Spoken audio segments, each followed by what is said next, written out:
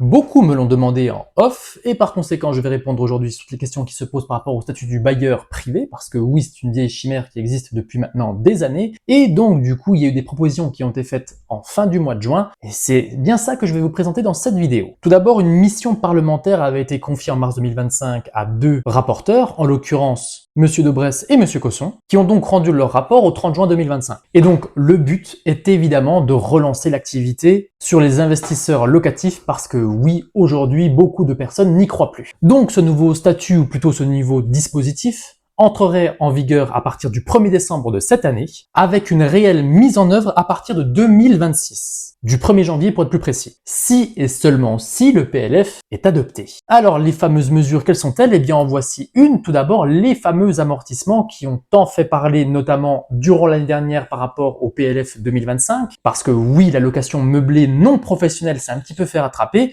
et aujourd'hui on voudrait aller mettre de l'amortissement sur les biens sur les revenus fonciers, comme c'est le cas sur les revenus nus, en tout cas au régime du réel. On parlera du microfoncier un petit peu après. Mais en tout cas, sur le régime du réel, dans la mesure où vous faites un investissement dans le neuf, vous allez pouvoir profiter de 5% de dotation aux amortissements sur votre investissement locatif.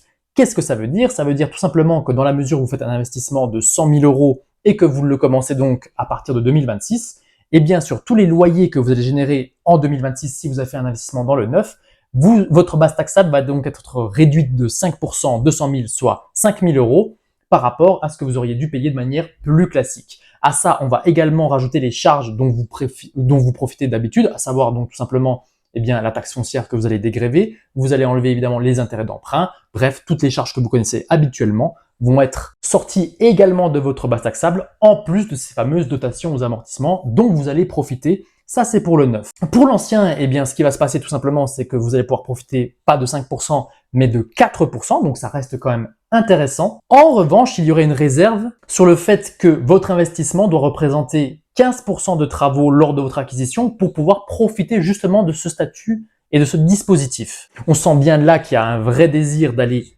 encourager, entre guillemets, la rénovation pour pouvoir effectivement louer dans de meilleures conditions. Il n'y a pas spécialement de grosse envie d'aller faire changer une lettre en termes de DPE, mais en tout cas, il y a vraiment une notion de travaux et on imagine que lorsque ça va être un petit peu réétudié, il va y avoir quand même une petite notion énergétique qui va tomber là derrière. Mais en tout cas, l'idée, c'est quand même d'aller chercher du 15% de travaux sur votre opération pour pouvoir profiter du dispositif. Donc, c'est quelque chose auquel il faut en tenir compte. Évidemment que ce mécanisme va pouvoir donc du coup vous permettre d'amortir 80% de votre bien. Pourquoi 80%? Eh bien parce qu'en général, lorsqu'on fait une opération immobilière, notamment lors d'une acquisition en copropriété ou en monopropriété, on va supposer que le foncier représente 20% de la valeur globale du bien. C'est pour ça qu'on va, entre guillemets, retirer 20% des dotations aux amortissements sur votre acquisition. D'ailleurs, c'est déjà le cas plus ou moins sur le LMNP. Alors oui, c'est un peu rageant pour les personnes qui ont un foncier, qui sont sur des investissements avec du foncier qui coûte extrêmement cher, parce que dans certaines villes, je sais que le foncier peut représenter parfois jusqu'à 30 voire 40% de la valeur de l'appartement ou de la maison. Mais ici, ça va être un petit peu standardisé et donc du coup, eh bien, ce sera 80% pour tout le monde. Il est possible que vous puissiez profiter de bonus entre guillemets aux amortissements de 0,5, 1% ou 1,5 si vous baissez votre loyer. En général, ce qui est entre guillemets sous-entendu, c'est-à-dire que votre loyer doit être entre guillemets aligné sur les loyers intermédiaires, logements sociaux ou logements très sociaux pour pouvoir profiter de pourcentages en plus. C'est encore à confirmer, mais a priori, ce serait ça l'idée, notamment sur le régime réel. Donc, vous pourriez profiter potentiellement d'amortissements encore plus forts si vous baissez votre loyer. Autant vous dire que dans ce cadre-là, dans bien des investissements, tout simplement, la base taxable sera complètement effacée et tombera littéralement à zéro. Ce qu'il en est du cash flow, ça par contre, je ne peux pas vous le dire. On vient de finir entre guillemets, tout ce qui va être adopté par rapport au réel. Et évidemment qu'on va aussi avoir une petite note par rapport au microfoncier. Et donc l'abattement que vous connaissez habituellement sur ce type de revenu étant à 30% aujourd'hui, il passerait donc du coup à 50%. Par ailleurs, et ça arrive quand même assez régulièrement, vous avez normalement un espèce de plafond à 15 000 euros de loyer annuel qui n'est pas dépassé, sinon vous rebasculez au réel. Ici, ce plafond serait augmenté à 30 000 euros. Pour faire simple et pour résumer, avec ce statut du bailleur privé, si vous optez pour l'option au microbic, à ce compte-là, vous allez payer 50% d'impôts jusqu'à 30 000 euros. Mais dans bien des cas, évidemment, à moins que vous ayez un bien qui soit complètement payé, si vous payez cash par exemple, il est quand même relativement plus intéressant la plupart du temps d'opter pour le régime réel. Et dans la mesure où ce régime réel, excusez-moi, je reviens un petit coup dessus, dans la mesure où ce régime réel va proposer 4%, je pense qu'il ne sera pas forcément nécessaire de prendre un comptable pour faire toutes ces déclarations, comme c'est le cas par exemple sur le LMNP, parce que ce serait standardisé à absolument tout le monde. Mais bon, ça, c'est encore un autre sujet. Le déficit foncier n'a pas été oublié, puisque a priori sur l'année N où vous allez faire votre opération, à savoir par exemple potentiellement 2026, eh bien vous aviez le droit potentiellement à avoir 10 700 € de déficit foncier qui venait creuser votre IR et qui venait entre guillemets manger votre fiscalité personnelle. Eh bien, ce dispositif, dans le cadre où vous faites de gros travaux, pourrait aller être augmenté jusqu'à 40 000 € sur vos revenus. Donc on sent ici qu'il y a vraiment un désir d'encourager les travaux au sein des opérations immobilières. Mais je pense, et il y a de fortes chances que ce soit effectivement conditionné par exemple à un DPE. Attention, ça n'a justement rien à voir avec ce qui est en vigueur encore aujourd'hui,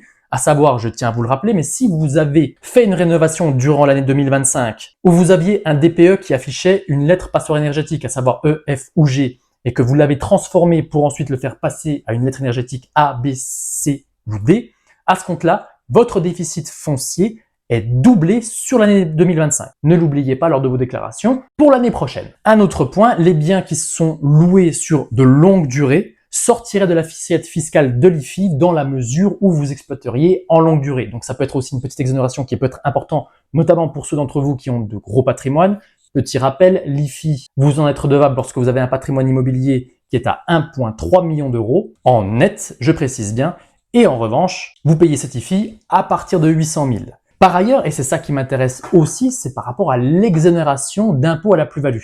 Comme vous le savez, l'impôt à la plus-value sur le régime réel des particuliers, c'est deux impôts en réalité, un à 19% et l'autre à 17,2% de CSG CRDS, et vous profitez d'abattements en fonction de la durée de détention de vos biens, qui vous permettent d'être réduits à zéro au-delà de 30 ans. Ici, avec le statut du bailleur privé, on supposerait que vous seriez exonéré d'impôt à la plus-value à partir de 20 ans. La question que l'on peut légitimement se poser, c'est est-ce que ces fameux amortissements dont on a parlé en début de vidéo sont réintégrés à la plus-value?